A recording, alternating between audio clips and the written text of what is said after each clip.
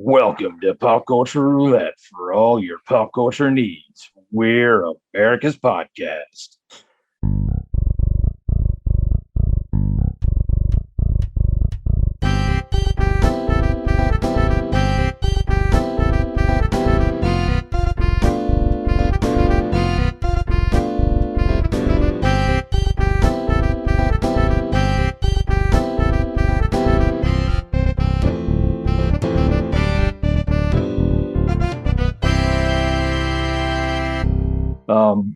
So that's how we start every episode. Because again, we have no production value, so we just have to do this opening every time. We can't just drop it in. Okay, so I am joined by author Jessica Keller, and hopefully she'll tell us a little bit about what it takes to be an author. I have it. I wrote down a bunch of. I'm not exactly sure how many books you've actually written because Amazon is not helpful. No, yeah, I have 15 full lengths. Okay. A lot more novellas and short stories and stuff like that, but 15 full length. Okay. Because I had you've got 3 series. You've got the Red Dog Ranch series, the Goose Harbor series, and the Lone Star Cowboy. But then there might be a Time Shifter series. Is that you as well? There is. That's a young adult, and that's like sci-fi young about an adult. And then I also have a time slip novel that's adult, that's searching for home. But those 3 are not in published right now. Those are unpublished. Okay. All right. Yeah, because I did. But one of the questions that came up for me, and we'll probably just jump all around and circle back. A lot of your books seem to be included in other story, like other books. Is that a common thing for the romance novel, or is that? Yeah, I mean, it depends. I know the publisher that I publish for, I'm with Harlequin, and I'm with their Love Inspired line, which is kind of it's more of a sweet romance to it. It doesn't have anything more than sweet romance. And it the readers seem to like when the stories kind of you see the characters that you fell in love with in one book, you see them again in the next book, and you see what they're up to, and you get to touch base with them, or maybe they're friends with the characters in the next book. It helps to sell the books further, because if the books are connected and if they can build on each other. But they're standalones too. My debut is a standalone. Okay. That was Home for Good, but then Goose Harbor was its own series after that. Okay. Well, let's talk about that a little bit. How do you, or how did you in particular, because I've had one other author on, but he decided to go the self-publishing route. He just kind of started his own publishing company and did it that way, which seems much more complicated. How did you get your start? I actually got my start. I always think about teenage time. I've always been a big reader. I've always loved to just kind of play around with writing things, but was never serious about it. And then I had a friend in college who, after we were graduated college, she found this short story competition to be inside a novella that was going to be published. And they were collecting stories, and she was like, "I dare you to enter this." And I turned down a good dare, so I did it, and I just banged something out that week and submitted it, and then I was one of the stories that got picked, and that was my entrance into publishing. And then I was like, "Oh, hey, I can actually do this. I might actually be okay with this," because so I just needed that little push. But I'd always dreamed about doing it myself, but it was more of a pipe dream, than something that was actually something that I believed I would actually do. So it's been kind of a wild ride to actually get to do the thing that you thought, oh, that's just a big dream that I'm never going to actually do. Yeah. Just because I don't to be, clear with the audience or open with the audience, I've known you. Well, when I moved to Wisconsin in 2005, we met and we were both working at Phantom Ranch. Correct. And I don't remember you ever talking about writing then, but then again, I don't know if that would have ever come up in the interaction. Um, I majored at college in communications, so I kind of had that writing thing, but it was more of a business writing. And within that, we had to get some stuff published. But again, I always had this dream of like fiction writing, but it was always kind of something that I thought, oh, that's silly, it'll never happen, so I'm not going to tell anybody. So it was just like my girlfriends knew about it, but yeah, we've known each other since I think I was a teenager. But yeah, I don't think I ever talked about it at camp. Well, I don't see, I can't remember. I mean, obviously I was there. I mean, I'm 43, so I was there as an adult. I was never there as a teenager. Mhm. I was as a full-time staff member when I was there. I, I think you were just one of the summer people, but I can never keep the ages of who was who and where straight. Um, so what, I mean, what kind of, how does one get to the point of like, I mean, obviously, like there's so many different genres of books, and was romance novels just something that like naturally interested you in the beginning, or was that just how, or To be honest, my dream has always been to be a young adult author. But young adult is incredibly hard to break into. It's an incredibly hard market. You have to have a huge platform to even get considered um, within the traditional route. And it's a hard market to do indie as well, because teenagers find things in different ways than adult readers find things. And teenagers are gonna, they're looking on TikTok and all of those kind of things to find the marketing aspect of things. So you have to have quite a big marketing platform to be able to reach them. So it's a very hard market again to do indie, and it's a really competitive market to get into traditionally published. Um, so I had just started trying to look at places that would take you unagented. And actually, I did a writing competition, and the head editor for the line that I write for was the like top judge that you could get to. And the whole reason I entered that one was because you could get a all expense paid entrance into a writing conference. So I was like, let's just try. And then I won that one. And then, but that's how that got me into that editor. And that editor was like, hey, send me whatever your proposal is for this. And that's how I got in with that publishing house. So I kind of fell into romance in order to win my free conference. And then I've kind of stayed with there because I built myself a market there, but I still very much have a dream of getting into YA someday if I can. I mean, I guess if you have to have a platform, you've got to start somewhere. And if you can, Correct. if you build a name over there, you can. But I mean, that's kind of what we're doing with the podcast, is just trying to build a name so that more and more people find us. Right.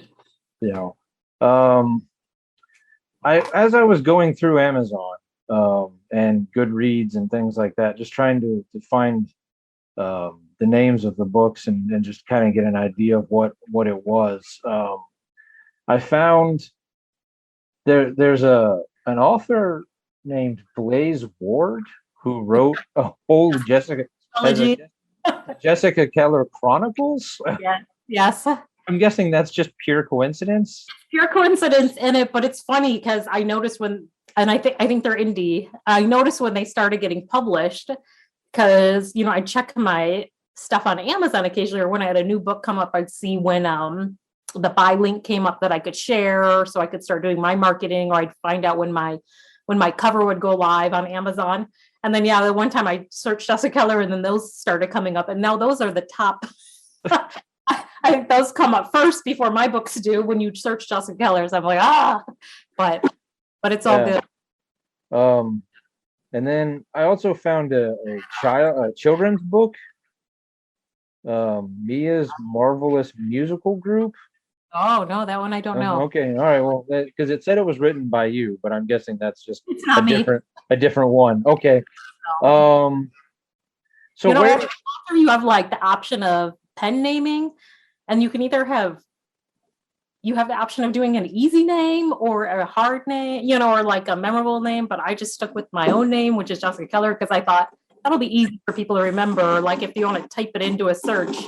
But Well, you wouldn't think it would be a very common name. I mean, I guess there's a famous artist too, because when if you Google search Jessica Keller, there's an artist in like California who pops up. So because when I Google search Nicholas Pepin every so often, it doesn't pop up very often. Although a couple of years ago there was apparently, I'm still in Wisconsin. I'm in Burlington now, so they're pretty much just down the road from Mukwonago. But up, I want to say in White Deer or someplace just above Milwaukee, a guy with the same name as me robbed a Taco Bell at gunpoint. So a friend of mine I work with, because I never say the name of the company, but I work for a construction rental company. Texted me and he was like, "Dude, what did you just do?" I'm like, "What?" He's like, "You're on the news." I'm like, "That's not me. That's just that is just a guy with the same name. There's no way I don't even own a gun, so I'm not holding up a Taco Bell." Like if I'm gonna do something, that's not where I'm getting. Yeah, if I'm gonna rob somebody, it's gonna be way more fun than Taco Bell. I'm gonna go down. It's gonna be something bigger. All right. Do you have anything coming up in the future, like coming up that you'd want to plug or any? No, I actually I don't at the moment. My last series was the Red Dog Ranch series. And that was the last one came out 2 summers ago. And I've been on a slight hiatus. I think the pandemic kind of hit everybody. I work a full-time job. I'm a mom. So writing is something I do on the side. And when I'm under contract, it's a pretty hefty time taker, which I love, but it hasn't fit into with my daughter being homeschooled for some of she's not homeschooled, but remote learning a lot of the time. Yeah. Oh yeah. Juggling job and that kind of thing. So I'm not in the process of anything at the moment, but as an author, you always have things in the works, but nothing under contract at the moment. So how do you decide when a book is going to be a single book or when you do a series of it? Is it just? I think, again, since I'm with a publisher for my inspirational romances, those are very much kind of what they're feeling. So you almost always pitch a series just because it gets you more staying power within the certain slots that they have open for authors. So it secures you a certain number of spots. Whereas if you're only doing one book, you're only secured that one spot, and then other authors might take some of the other spots down the road that you might want. So you usually will pitch a series, but you might pitch a 6-book series, and they might accept 3 of them and say, okay, this is going to be a book series, or you can add on to it later if we decide that it's doing well. Okay, I'm just because I know when you read certain books, you're like, you didn't plan on doing a sequel. Oh yeah. You are grasping at straws to make this work. Yeah. And then other series like J.K. Rowling with the Harry Potter, like you can tell she clearly planned it out. Oh yeah. Well, and I think when there are series, because like what I do for Love Inspired with Harlequin, the books can be read on their own. They don't build on each other. It's more just the people all know each other. Like if you think of, I'm trying to think of some of there's a Netflix show like Sweet Magnolia right now where there's like different characters that you're following and their stories interact, but in book form, they're kind of written on their own. So I guess it's more of an anthology where like they kind of are loosely related, but not like. That's it. Like you could read, like in Goose Harbor, I think that's a 6-book series. You could read book 4, and then you could read book 6, and then you could read book 1, and you're not really missing anything.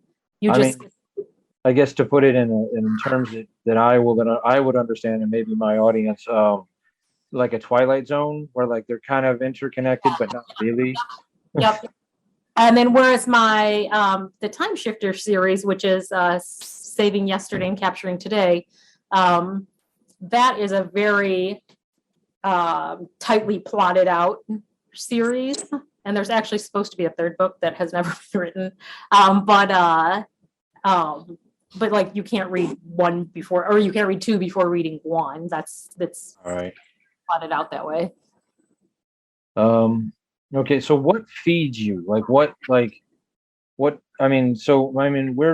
very pop culture heavy.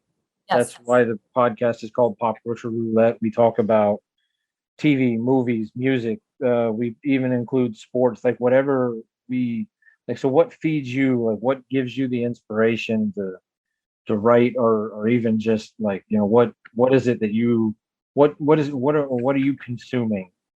Yeah, I think my biggest things is uh, music of all kinds. I'm kind of I listen to everything across the board, and I very much like every book and even books that I've never written that I've just had little grains of ideas about. Have like my Spotify is full of huge playlists, and I do a lot of like where I'll just listen to Pandora and just discover music and do a lot of that kind of stuff.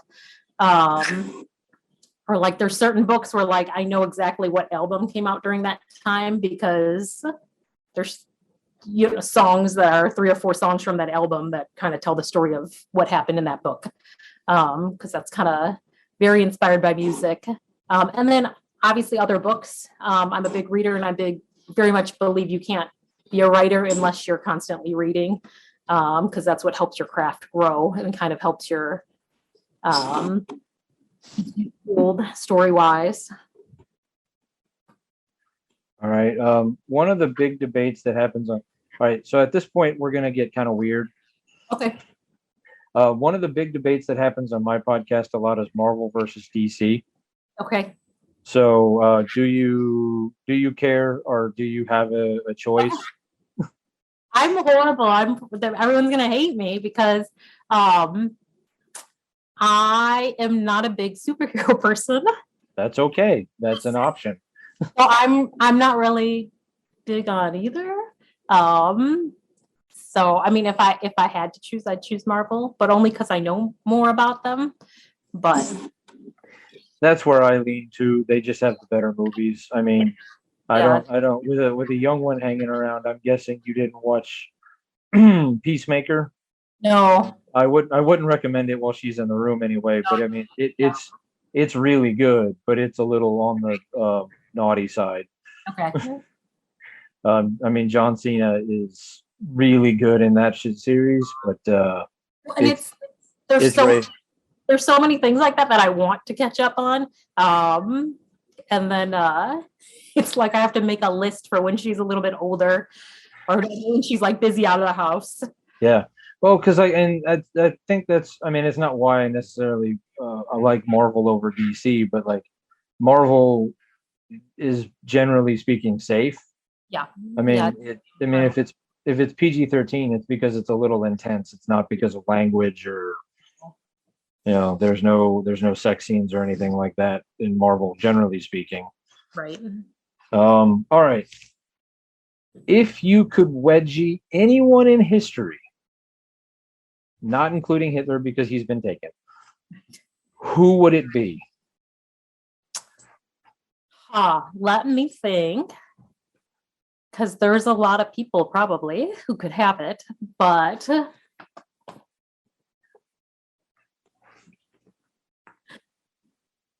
it's probably going to be someone who wrote an annoying song, though.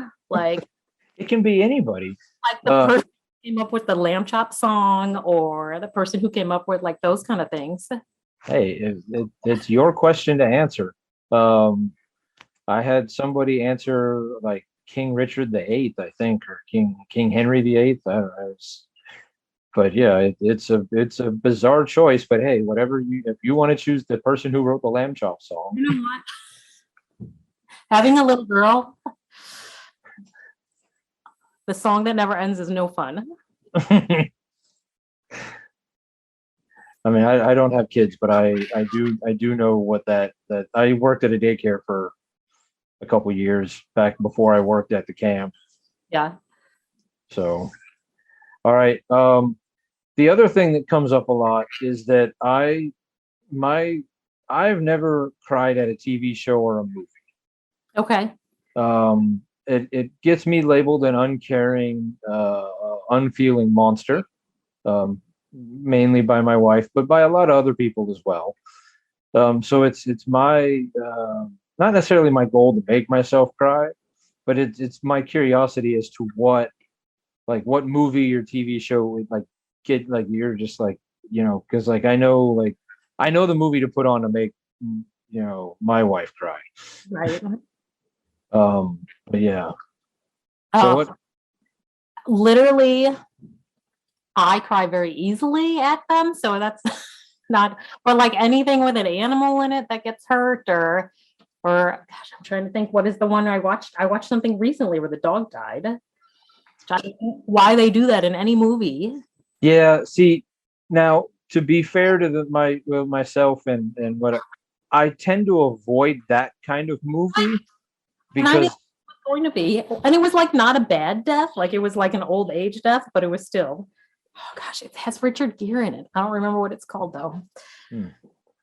But yeah, because the closest I think I've come is there. Oddly enough, there's an episode of Futurama Okay. where there's a thing with the dog, and that But ever since I had to put my dog down 2 years, just over 2 years ago, and that was one of the worst days ever. Yeah, it hits too close to So home. so I haven't watched that episode since, just because I don't, I either don't want to break the streak or like I just know now exactly what will get me there. But I shoot the second I became a mom, though, like I choke up at commercials, I choke up at, so unfortunately, a lot of shows. Happy things too, though. All right. What fictional world would you live in if you had the option? Hmm. I know I have better answers, but I'm going blank. I wish I had I mean, there's like the obvious big ones that are fun, like all the big culture, you've got your really funny is I'm a big Star Trek fan. So Yeah, I could try Star Trek, but it would have to be Next Generation because that's where I'm at. Or that's my Jean-Luc Picard oh yeah. was the best Star Trek. So I'm I gonna go. I feel like that I don't want to go with something that's always chosen. Star Wars has been chosen a few times. Star Trek hasn't been chosen yet, so so when it what was I gonna say? Oh, have you seen or do you like the new Star Trek movies? I do. Okay, because like that was kind of my reintroduction into Star Trek. Like a friend of mine and I went and saw that not new anymore, but the first one with Chris Pine. Fine, yeah.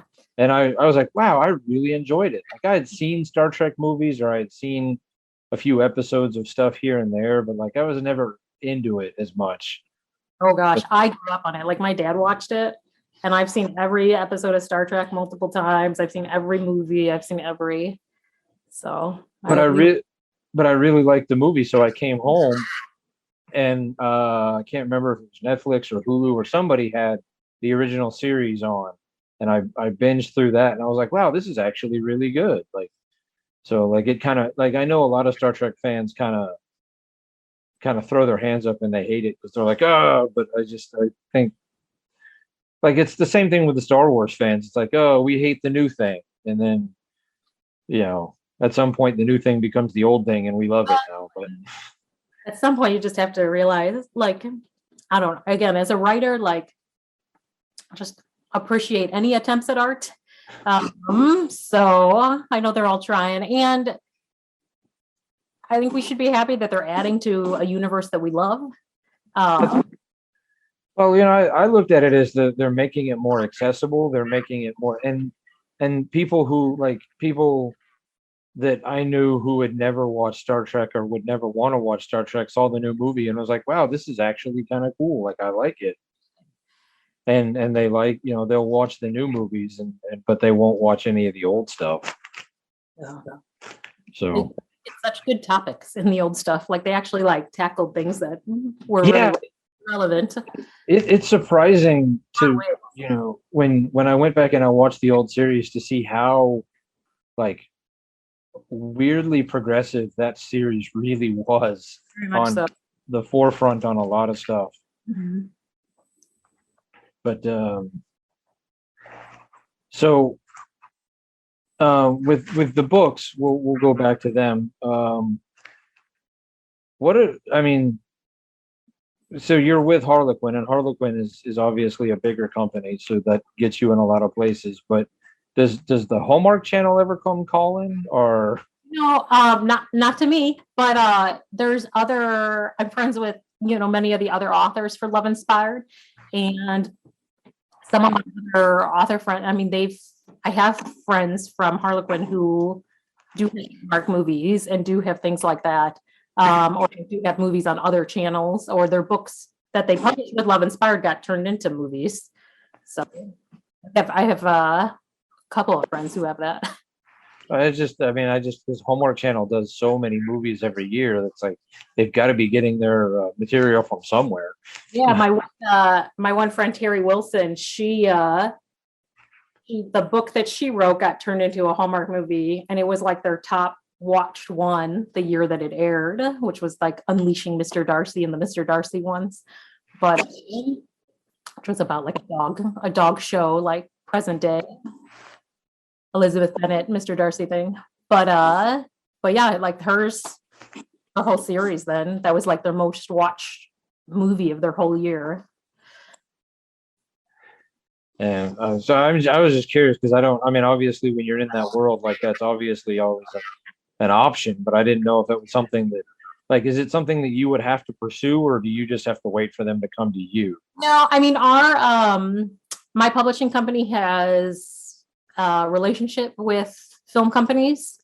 So I think the film companies come to them and say, "Hey, we're looking for these kind of things," and then my my publishing house will give them, here's 30 books that meet that, and then they kind of sift through and then decide, and then do the contract with our publishing company, and then let you, like my one girlfriend, like she just got a call that said like, "Hey, your book's being made into a movie, and Oh, here's the contract, sign it," like everything's already dealt with. oh. So, I mean, because I would just imagine like I mean, if I was to be able to write a book, I just wanted that I was allowed to go on set at least. well, and my one girlfriend did. She went on set and met all the actors and actresses and did all that kind of stuff. And then the other one wasn't able to because I think they filmed up in Canada somewhere because it was a Alaska set book. Oh yeah, they do film a lot of stuff in Canada. Canada, yeah, it's much easier, especially Hallmark. And then I Uh, know my friends get their books picked up by Up TV. There's like another one that turns a lot of our books into movies.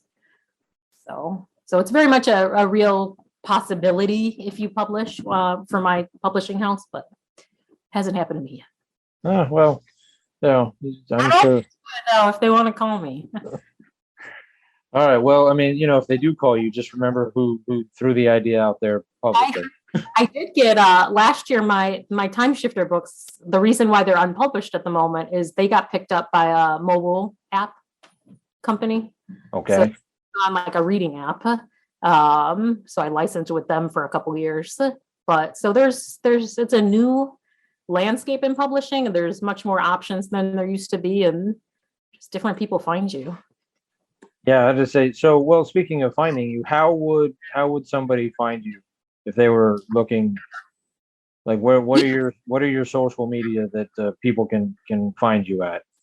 Yeah, well, I do have everything of mine is under Jessica Keller. So I do have a Twitter, but it's dead. Like I barely ever use it. But I do when I'm actively in publishing, my Instagram is usually fairly active. I've got a Facebook fan page that I'm fairly active on.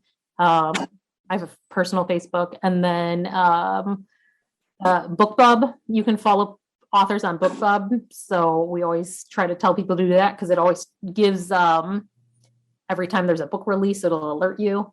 And then Amazon, if you can always follow an author on Amazon too and get updates from them there too. But Okay. I haven't gotten into I know a lot of authors are getting into like the book TikTok and all that kind of stuff. I haven't yet. I haven't broached that yet.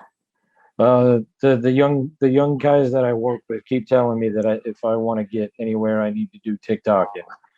And Yeah. I struggle just doing Twitter, like. I feel like I'm old now. It gets hard to, but yeah, no, like I'm actually signed up. I think it's this weekend. I have like a virtual conference that I'm attending, just to learn more about how to broaden all of that for myself. So we're always learning, and things that worked 5 years ago, marketing wise, just don't work anymore. So I'm still learning too. So, and especially since I've been off for a couple years here. Yeah, well, I mean, it seems like the world's getting ready to open back up. So all right. Well, then I appreciate the time. I appreciate you taking the time out of your evening to come on and chat with me for a little bit. Hopefully I'll can use your fan base to up my fan base. Definitely, I'm happy to share. So all right. I don't. I've yet. I know I've only. This is I think the fourth or fifth of the interviews that I've done. Mhm. So I still haven't found the right way to end it, because normally I end every episode with, like, I bring like a call back to one of the stories that we talked about, and then I say something like, because the way we truly end it is stupid never walks alone. Okay.